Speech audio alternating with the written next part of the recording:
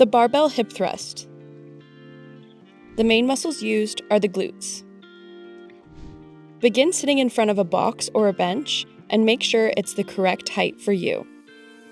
Begin by rolling the bar over your hips or have someone place it on your hips. Place your back on the edge of the bench just below your shoulder blades. Place your feet far enough away from you so that when you are in the top position, your shins are vertical. Your heels are right below your knees. Your toes should point straight forward or slightly outwards. Keep your gaze forward with your chin tucked slightly to help promote a posterior pelvic tilt.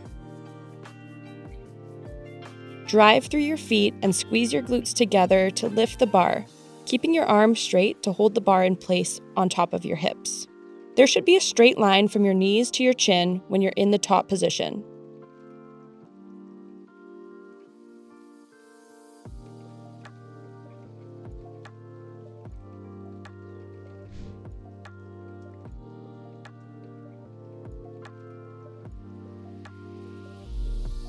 Avoid using a bench that's too high for you.